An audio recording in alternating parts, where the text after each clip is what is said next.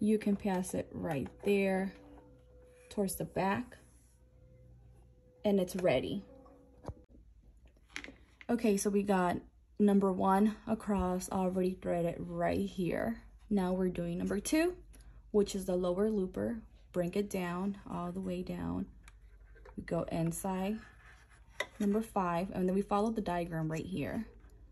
All the way at the bottom of this 2 little brackets, at the bottom of this little middle right here. Then we go above this little loop right here, and then number 9 right here tells you to bring out the bottom, the lower looper I call it I, or you can call it hole. Then you have to thread it. You have to put the thread in this hook right here. There's a little hook. And yeah, sometimes it's hard. Like if you're not doing it, I think, fast, it's hard. Okay, you get it across. Now you get it in hole number 2, the looper number 2.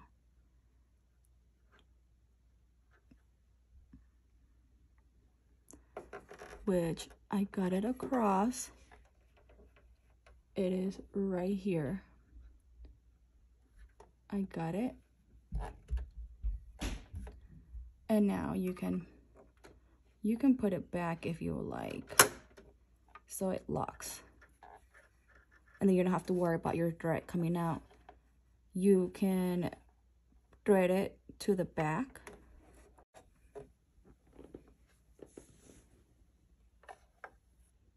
Now we got needle number 1 threaded.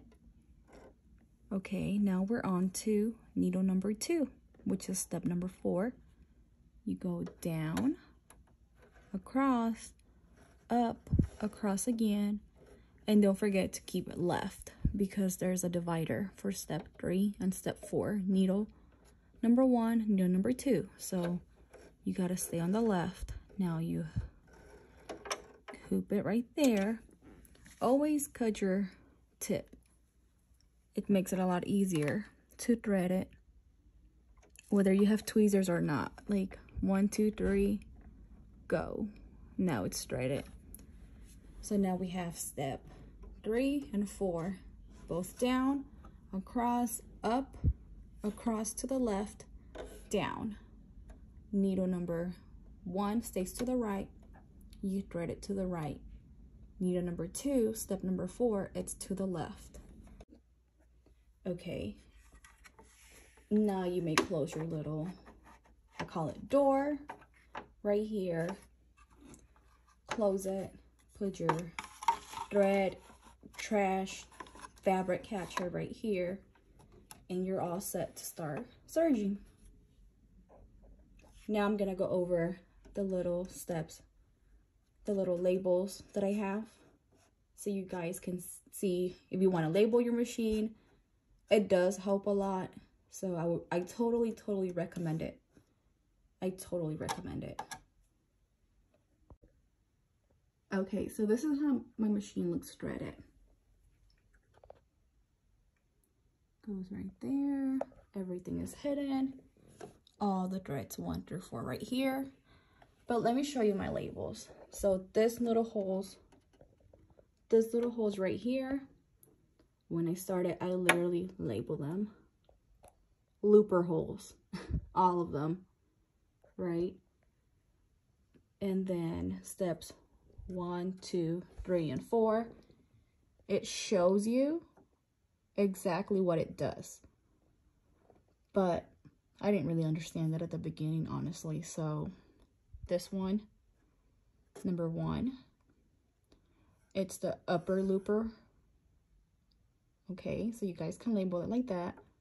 Number 2 is the lower looper. Number 3 is the right needle, which it's this one right here to my right. Okay, number 4, it's the left needle right here. Okay, this little thing right here, it's the foot presser adjustment. Okay, so You can lift it up or down. It depends what kind of fabric you're working with. And then, which if it's like, you can adjust it, like if you're working with tight fabric, loose fabric, adjust this to see which one is the best fit for your fabric. Sometimes your fabric won't run because of this. Okay. This little knob right here, and don't mind my bin. It is dirty, obviously, because I was using it. This little bin, I mean, not the bin. Now we're talking about this little knob right here. Okay. So let me show you how I label it. I'm trying to get it to focus.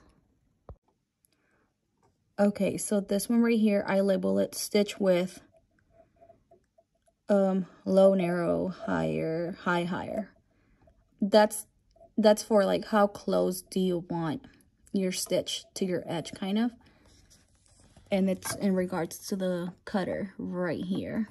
So 5, it's the closest your cutter will be to your fabric. And if you want it further, like you don't want it to cut too close to your fabric, then from 5, you go up to 7, which you see this little space right here? It separates it. So if you're 5, you're right there next to your fabric. We go 7, it's a little bit further.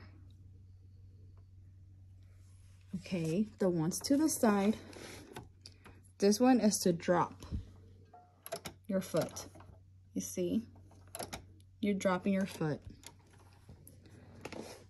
This is to help drop your needles, right? This one right here is your stitch length. How close do you want it? And I literally label at the bottom. Low, a low number means small stitches. High is big stitches. So you can get to test it on your fabrics. And I do have a live where it shows how to serge a baby swaddle. And you guys can see there what happens when I move these little knobs, when I mess with them and everything. You guys can go watch that live. Or I can always do another video too, probably on how to serge and everything and what happens when you move all these little knobs. Okay, for this one, it's differential feed.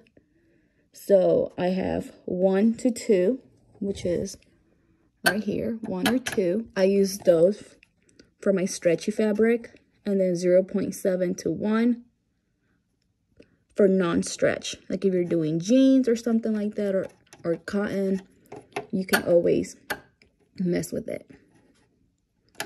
But yes, this is what I have. I hope it was helpful, everything I show you guys.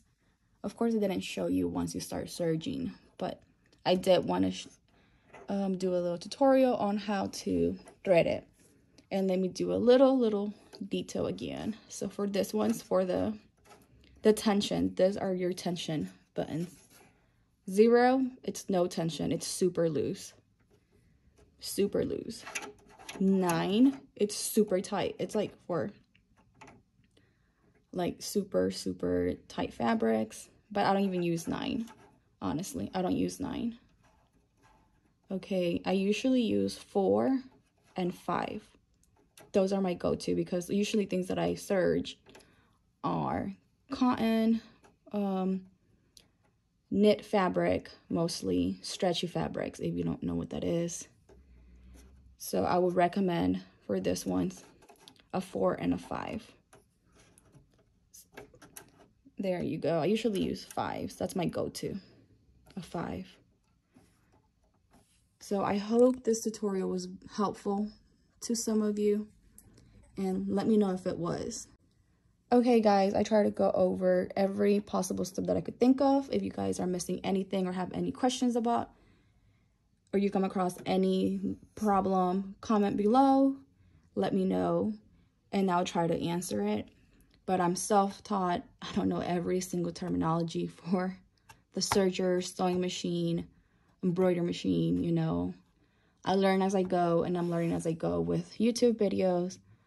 If you have any questions, like I said, please let me know. If this video was helpful, let me know. Like this video. And if you haven't subscribed, please subscribe.